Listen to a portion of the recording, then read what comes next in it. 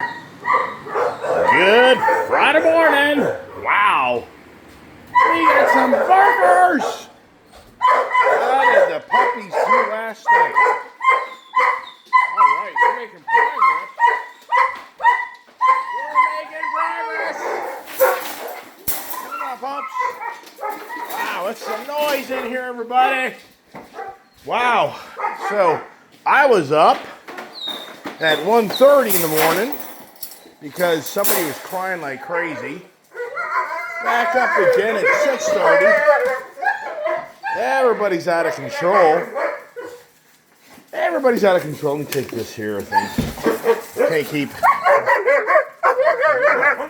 So what's he doing up there? What type of business? I can't tell. Oh, we're out of control, everybody. It's Friday morning. Come on, Pop. Come on. Let's go. Yeah, I was up 1:30 a.m. You know, I don't know. These dogs are going nuts. Like somebody was here on the property. So I'll tell you what. I know one thing. If I was somebody that broke down in front of my house and decided to come knock on my door and I let the dogs out, they'd be scared shitless because you'd have 7 dogs on you instantly. I mean, it's radical. But the good news is that now Rebel didn't have diarrhea over the night. So I'm kind of giving him some just regular old turkey and cheese and see if that kind of helps his diet change things. But good news is nothing to clean up this morning or last night. So hopefully whatever he's got, the gastro problems, he's kind of getting out of that. Here I am spilling coffee all over me. Trying to walk over the barn with one hand control. Hey, this is Tuesday morning's coffee. So I've gotten Tuesday, Wednesday, Thursday, Friday. Yeah, that's how many days I've gotten out of one brew of coffee. Incredible how many people throw away coffee. Why? I mean, sincerely, why are you throwing away your coffee? It's, half brewed or whatever. So I need my cup of coffee because I haven't drank much. But here it is, Friday. It's already Friday. Wow. And another week has passed us. Wife's supposed to be back Sunday, I think. Hey, puppies, what are you doing here? So, what do we got going on now, right? Guys, I think we're in pretty good shape on the food. Good day yesterday. Brian helped out tremendously. Thank goodness. We won't be doing any of those jobs today. You let the concrete set up. I usually let it set up a few days.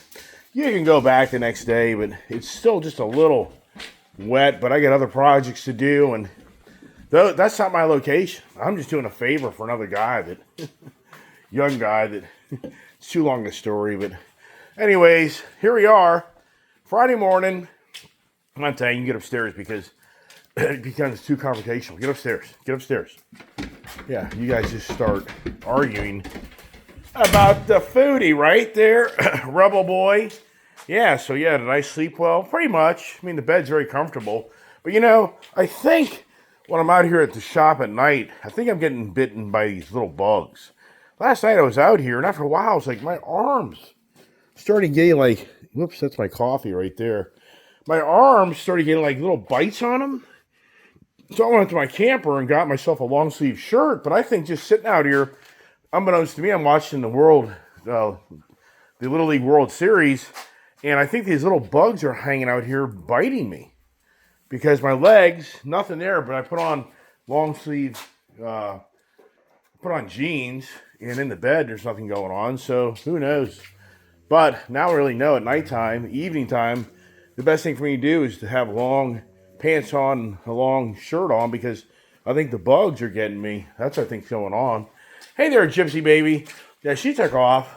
She took a little while to come back. So that was no fun.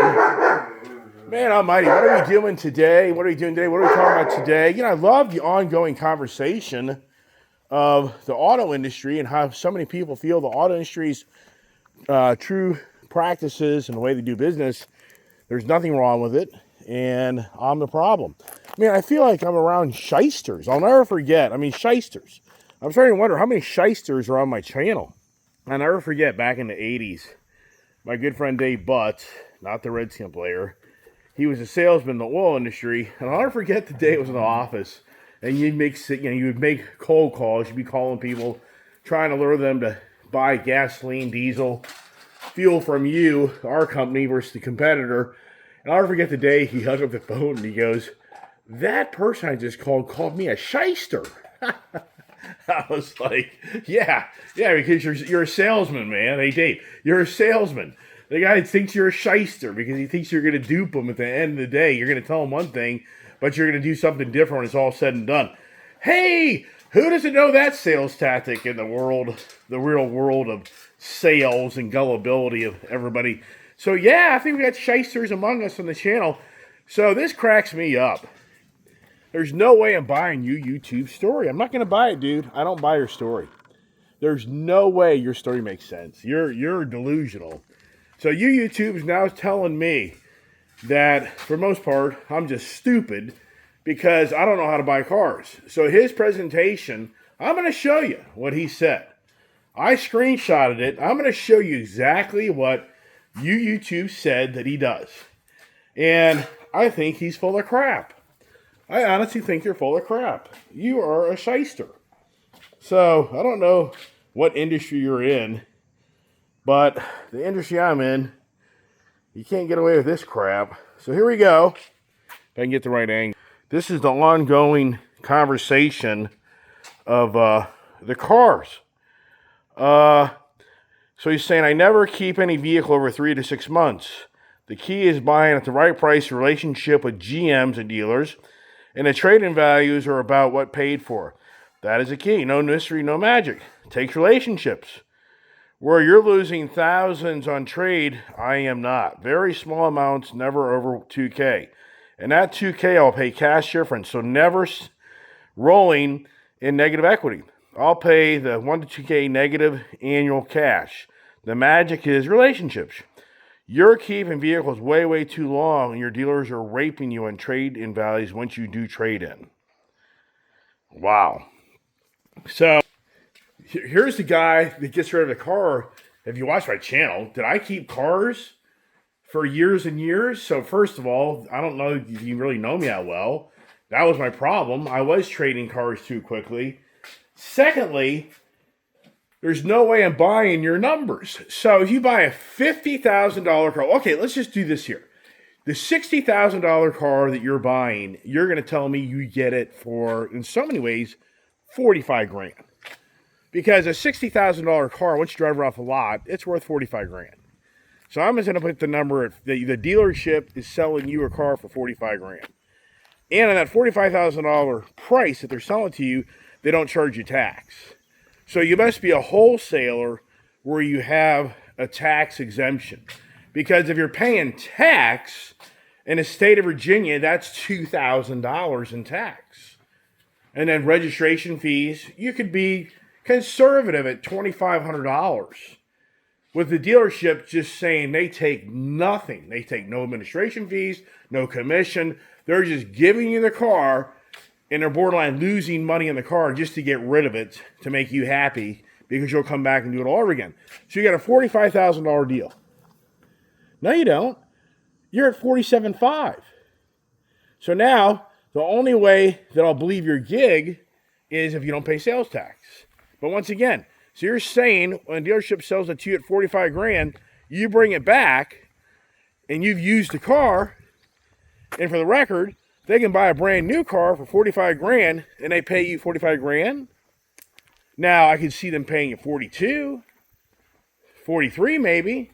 So once again, I don't buy it. And once again, why do you have, I mean, please help me here. Who in business wants to have a relationship with somebody where you make no money from the business relationship?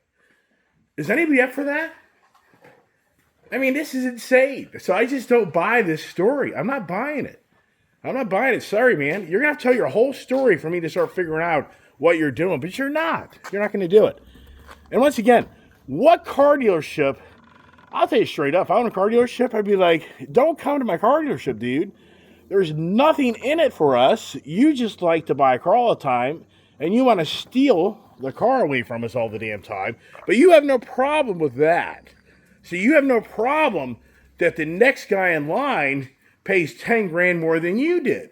Oh my God, what a shyster. So you're smiling walking out the door where you bought a car and you got it for cost, and the next guy comes in and keep it in business, they paid 10, 15 grand more. And you enjoy that. I mean, that's a shyster, everybody. Yeah. So, no way. No way, man. And the numbers today, when you buy a $60,000 car, it's worth at best 40. Yeah, because you already know the $60,000 car, as you're implying, will be discounted close to 50.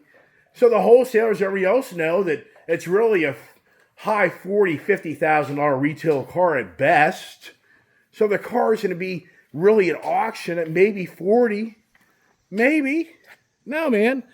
In today's world. So once again, but also what I think about is the shysters among us, is it cracks me up. So I'm the focal point that I bought way too many cars. And so if I bought way too many cars, it's okay to punish me for signing the dotted line for buying yet another car. But what's really sad when I step back and think about this, forget about me. Forget about my story. Listen to the repo story of the gentleman that showed up to take the Lightning away, where this gentleman that's a retired veteran that has health issues that bought a 2024 Mustang and got himself into issues, they came and repossessed his car. So here's a guy that honestly went and bought a car that he thought he could afford, and whatever his physical capabilities created upon himself, it's a manual transmission car, he could no longer drive the car. And so they took it away from him because he stopped paying on it for whatever reasons.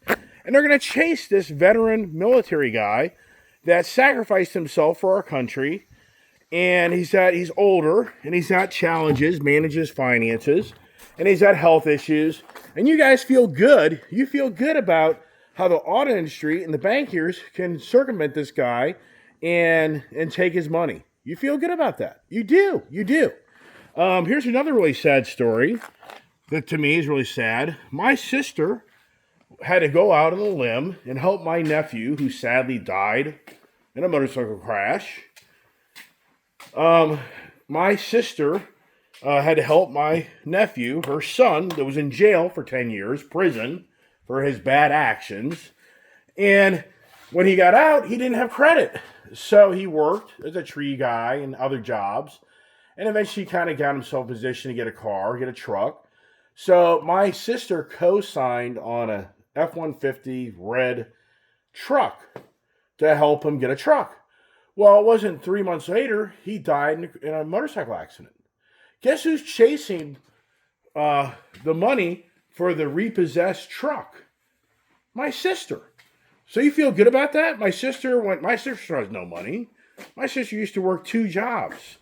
My family doesn't have any money. I mean, if anybody here thinks that my family has money, we don't have any money. Send us money. We need money in all sincereness.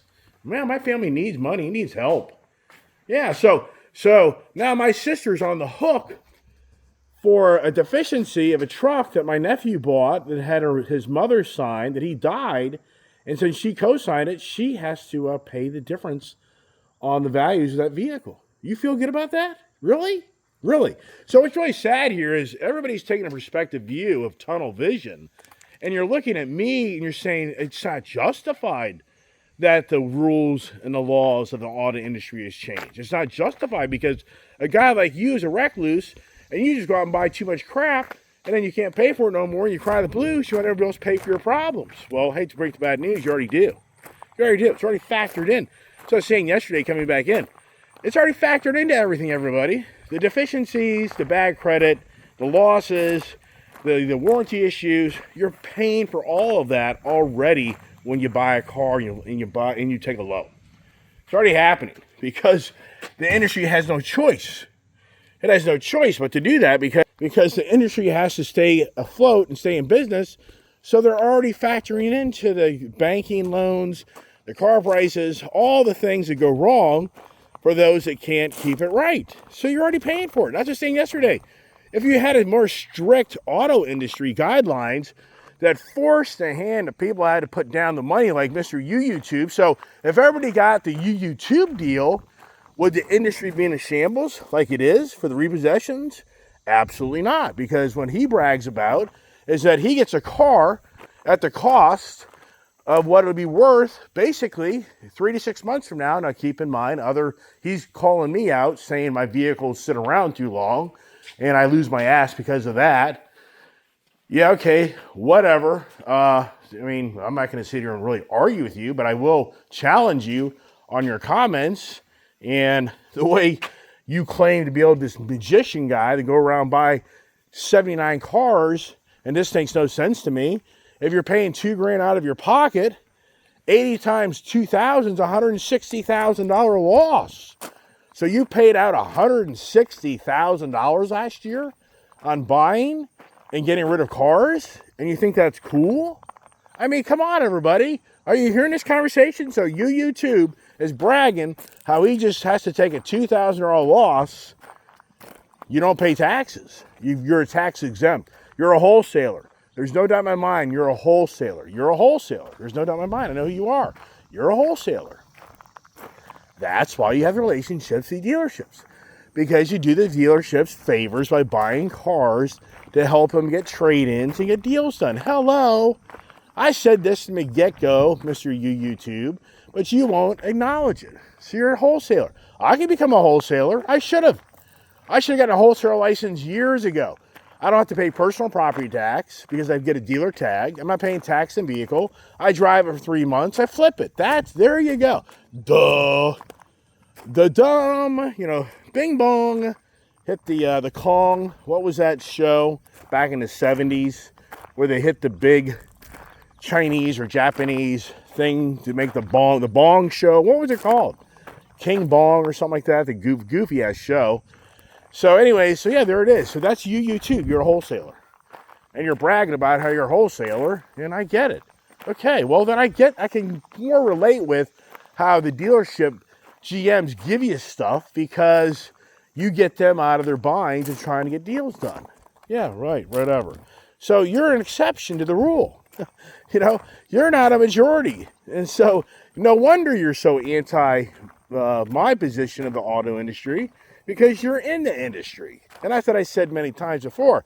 People want to argue with me tooth and nail that are in the industry. They don't want to hear this talk. They don't want to hear that people are forced to have to put down amount of money to make the vehicle be worth what it is if you have to get rid of it right away.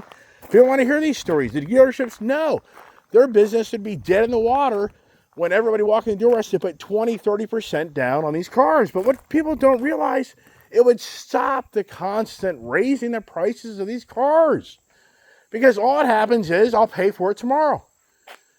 If you actually had to spend $73,000 that Dodge Charger right there out of pocket, would you do it? I wouldn't. But I'm the typical person. I'll just pay it by the month. Who cares? That's the danger. Versus if I had to actually spend $73,000, wow. Yeah, so once again, YouTube, you have to be a business, because for $160,000, that's over $200,000 earned income taxed on the monies for you to be pulling out of your pocket to be writing checks to buy all these cars. So there's more to your story than you want to share.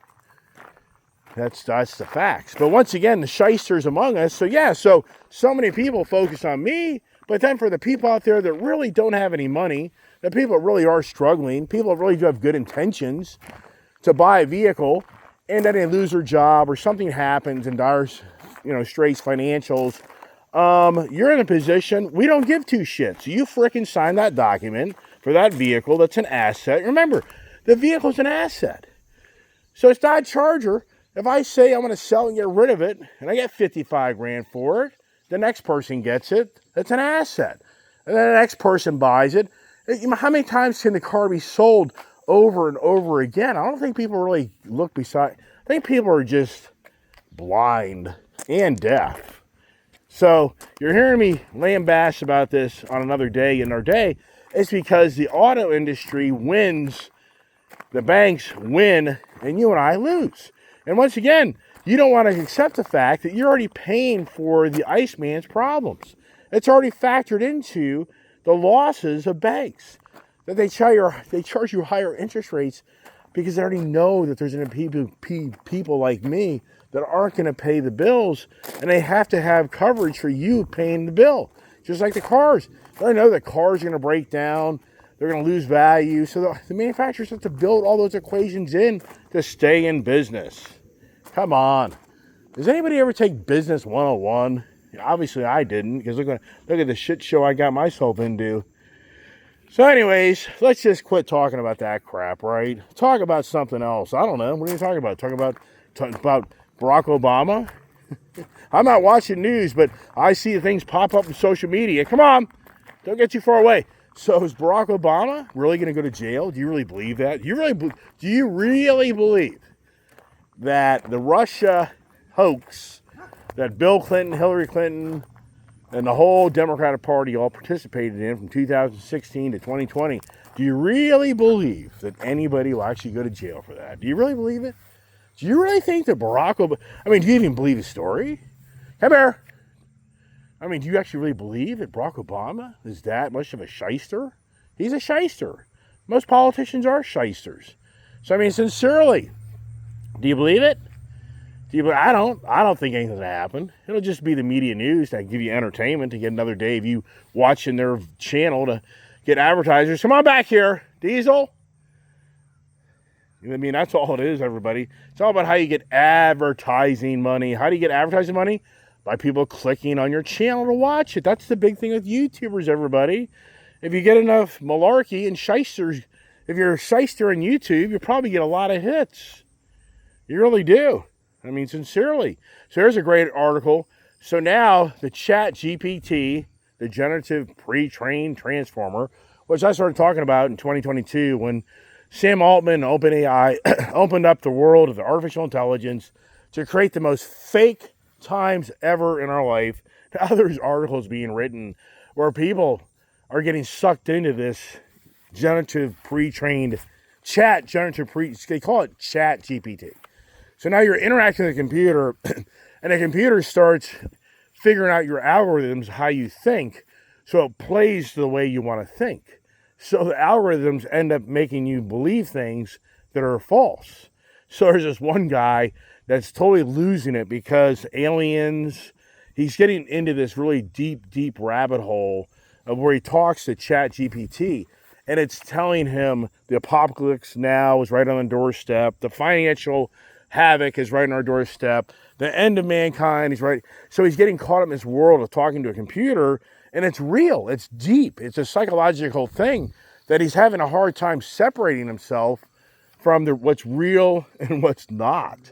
So it's incredible on how, I've talked about this, other people I'm sure have talked about it as well, on how we're now living in a world of the fake beyond fake information is even going to be even more radical, on how people are going to get caught up in all this Chat GPT, and they're going to be told these conspiracy theories and everything else, the rabbit hole adventures, and so many people are going to be now, just babbling as you meet them and start telling you this shit. You'd be like, oh my God, you've totally freaking lost it. Hey, it sounds like my channel, doesn't it? It sure does. So, I mean, wow. And for Elon Musk, it's all about grok. He advertises the hell of that on X, where now you create your own entertainment. You're now the Looney Tunes, the cartoon show. You're now the media master. You can go create all this artificial stuff to make it look real. That's what people do now. They sit behind their computer all day, getting off on making this artificial stuff that makes you think they just made a little, serene movie. I mean, oh my God. So where's it all going? People just sit in their house all day because big tech loves that idea. I mean, people, if you're in the big tech industry, you're only hoping people just sit in their house all day and sit behind their computer, and you're going to make a ton of money off of them. And that's where we are. We're in a society more than ever that people just want to sit on their ass, look at a computer, and do nothing else. That's the world we've evolved to. Is because the greed of mankind, the shysters of mankind, can only make money by you doing that. That's the reality. You can have your surreal girlfriend, your surreal vacation, your surreal motorcycle ride. It's infinite, of where it's all going, where you're just going to sit behind a computer all day and think you're doing something when you're absolutely doing nothing, which is the demise of mankind like never ever seen. That's where it's all going, because the greed of mankind only gives two shits about two things: how rich they are and how rich they are. That's the reality. And when I'm richer than you, remember, when I have more money than you do, then I'm bigger and better than you. That's the mentality. That's the gender. That's just to say that is the way that people present themselves when they have more money than you. They're more special than you, and they treat you just that way. The biggest asshats in the world. I think it's funny on my channel. I think so many people thought I was the richest ass guy sitting around, and come to find out, not so much. And for those people that made comments to me, you know, oh, this guy's just spoiled, he inherited money. I'm not talking about recent comments, I'm talking about over the years. This guy's just had, you know, mommy and daddy give him everything. Yep, sure did, everybody. All right, everybody, that's about it. Today's my brother's birthday. So happy birthday to my brother, Uncle Davey, as Julia called him. And how old is my brother? I believe my brother is going to be 71 today. Is that right? That's hard to believe. It is hard to believe. So, August 8th. And it'll be a first birthday for my brother, sadly, for him not having a mother. So for all of us in the family, I had one more birthday this past year if my mother's still alive. But my sister just had a birthday, and her mother's no longer here. My other sister will have a birthday in October. And my dad had a birthday with his wife with him by his side one more time. So it's all about the change of times, everybody. So there it is. That's it. And let me go track down the dogs. Brian's probably feeling, he's feeling it from yesterday, from doing the heavy labor. Got to unload the truck. Didn't do that yesterday. So their projects shall begin. I got to get motivated, cut the grass, and start weed whacking, which I don't want to do. But for the most part, I have no choice, but I have to do it.